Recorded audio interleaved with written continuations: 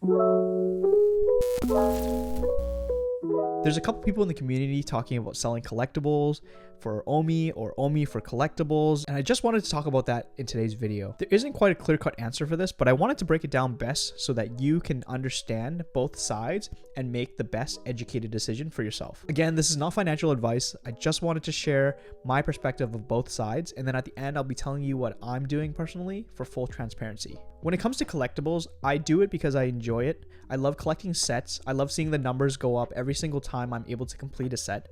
I love seeing the amount of collectibles I have. I love looking through the comic books. I love looking at secret rares, mint numbers, and everything that goes into collecting. And I see a lot of creative use cases for these collectibles as well. So here are my reasons for choosing collectibles over OMI. I believe that with these collectibles, we are so early, and that we have the opportunity to collect stuff from season 1 to season 3 right now. And in this point in time, we will never get this chance again to go in and purchase all the things from season 1 to 3. 20, 30, 40 years down the road, when people look back, season 1 to 3 will be almost impossible to come by, if not really, really expensive. The next reason is the proof of success. We've already seen VeVe do really, really well over the past couple months. We've seen the app in the top grossing, in the top 10, in the top 3, in the top spot for the App Store and the Play Store. And we've seen some great things that the team has put forward numbers wise. As an example, the article that I listed yesterday, you can actually see that we grossed $100 million just this first year alone. And this is our first year releasing the app to the public and having people purchase off of this app with secondary sales and retail sales. That's actually pretty incredible. $100 million in the first year for a startup company. Just imagine what we're going to do next year. So my next reasoning is the potential for airdrops and rewards like in the MCP program for long-term holding. So the Master Collector program is actually a program that rewards you for collecting sets, mint numbers, rarities, and you get points for the longer you hold them. So the points are actually backdated. So the Master Collector program isn't in place now, but if you had started collecting back in March, all of those points will be accumulated once the Master Collector program comes out. As for the airdrop, for example, today we got a secret rare Ron English gold rabbit that just got airdropped to us for holding his first 3 sets. And this only applied to the first 666 people that were holding it, as there were limited supplies of the gold rabbit, and we didn't have to do anything at all. Just holding the collectibles gave us this collectible here. We saw a sale of up to $6,000, $7,000 of this rabbit, which was just a reward for holding. I believe that this is the first of many airdrops for holding collectibles long term, so I'm not going to be selling any of my collectibles anytime soon.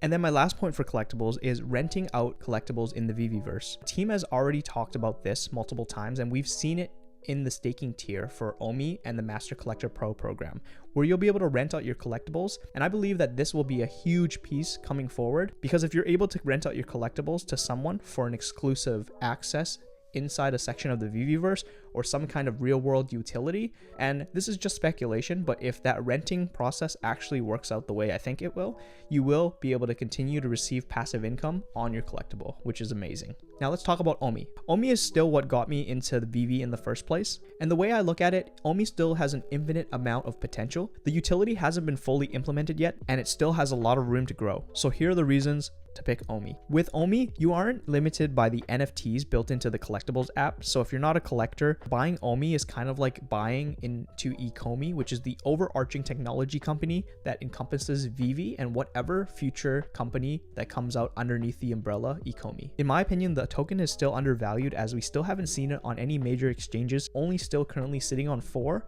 We're still waiting on the immutable migration. There's still staking that needs to happen with the token as well. I see these catalysts being able to push this token up to where Sandbox and companies like Decentraland are sitting at right now for trade volume, which could be about 100, 200x from here. The sky's the limit for this token. So my next reason for holding OMI token over collectibles is that OMI is more of a traditional investment. It's like buying stocks or crypto and not having to worry about it. As with collectibles, you'll want to keep checking the app, trying to flip collectibles, and you'll be trying to keep up to date with drops, and you'll be trying to keep up to date with clues in the community. And there's a huge price fluctuation when it comes to the popularity of which collectible to go with. Whereas with OMI, you can just buy it, set it, and forget it. If you're in for the mid to long term, you can't go wrong with OMI, in my opinion. And the last reason is the company's plans to use the token for third-party companies. So with David Yu saying that this token is being looked at by other companies as a potential form of payment, that's going to be huge for the token as it gives it a lot more utility. And with Ecomi being so young, we still haven't seen all the other companies that are going to develop underneath it, and everything that Ecomi puts out will be using the OMI token. Not to mention OMI to NFT inside the VeVe app. This will bring in a lot more people that can purchase without a credit card limit. They'll be able to use OMI to purchase NFTs if a certain collectible is over a certain price point, as there are going to be credit card limits for how many gems you can buy. As you can see, there are plenty of reasons to consider both. With the information that I've given you today, please make sure to do your due diligence and do your own research and then make the best decision for you. I can't personally tell you what to invest in. You have to do what makes sense for you. When it comes to me personally, I've actually chosen to divide up my OMI and collectibles 60-40, 60 collectibles, 40 OMI, as I feel this is the split that I feel the most comfortable with, as I understand collectibles a little bit more than I do the OMI token. I enjoy collectibles a lot more. I enjoy all the drops, the surprises that we get from VeVe, and I'm not worried about the price fluctuating too much in the short term, as I'm in it for the long term and I'll be holding these collectibles for the foreseeable future. Before I end off, I just wanted to quickly share this interview that we did with Jeremy Padawar, and we did it on Wendy Stabalis' channel, so I'll link that in the description below. There was Jeremy Padawar, who is the license holder for Roblox, Pokemon, and all these amazing brands, and he gave us some great insight on things that potentially are coming to the NFT space, and it was just a great conversation overall. So I'll leave it in the description below for you to check out. If you guys liked today's video, please leave a like, comment, and subscribe, and I'll catch you in the next one. Peace out.